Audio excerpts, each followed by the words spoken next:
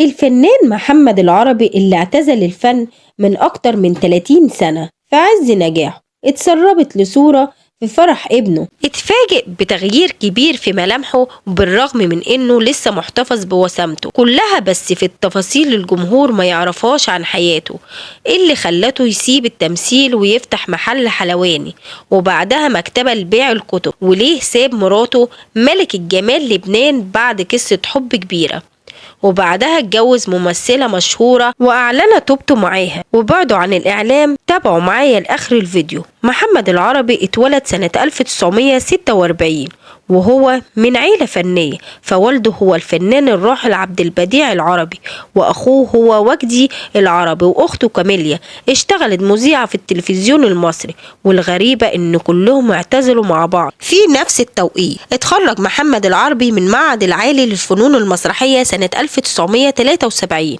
من قسم التمثيل والإخراج. اكتشفوا المخرج صلاح أبو يوسف اللي قدمه في فيلم حمام الملاطيل اللي كان فتحة خير على العرب، والجمهور عرفه وبقى نجم شباك، وده اللي خلاه يشارك بعدها في فيلم الرسالة اللي اعتبره واحد من أهم 10 أفلام في تاريخ مصر كلها. طيب وإيه حكايته بقى مع الملك الجمال لبنان مع محمد العربي؟ لما نجح وبقى جمهوره من كل دولة عربية كان حابب يستقر ويكون له بيت وأسرة، فأنشأ قصة حب كبيرة بينه وبين تفاحة لبنان الفنانة نادية رسلان اللي فازت بلقب ملك الجمال، وبدأت رحلتها الفنية في مصر.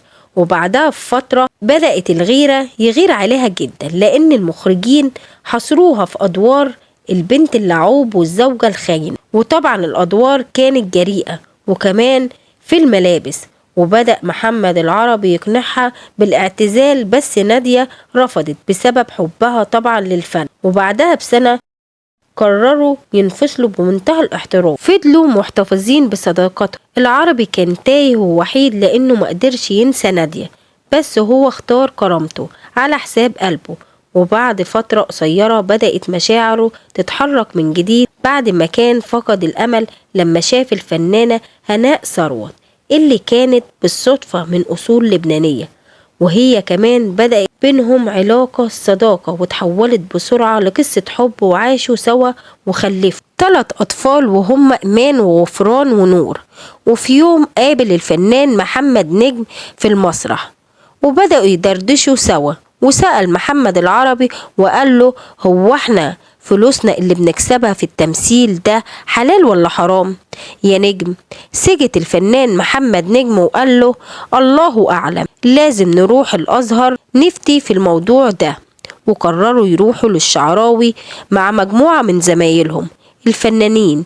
محمد العربي بدأ يحس انه هو كره التمثيل، مش بس كده ده كان حاسس انه هو حرام. وفي اخر ظهور اعلامي قال انه هو السبب في اعتزال مراته هناء ثروت للتمثيل نهائيا، وانه بيرفض ظهور اي ممثلة عارية في اي عرض من العروض المسرحية.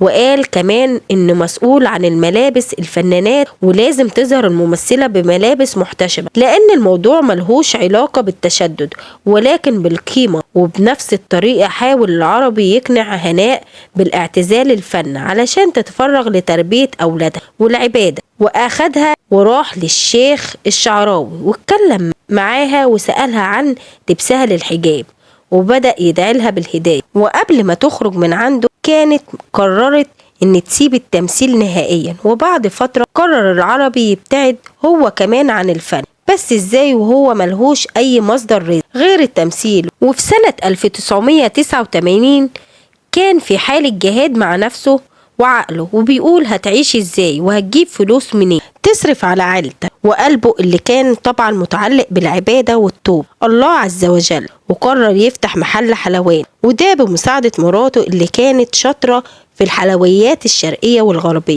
بس للأسف بعد فترة لقى نفسه خسر فلوسه ووقته ومجهود، وقرر يغير النشاط ويحول المشروع ده لمكتبة فيها كتب وروايات، وبرضه المشروع فشل وباع على الحديدة لحد ما استلف فلوس من عيلته، وقرر يفتح مزرعة للحيوانات.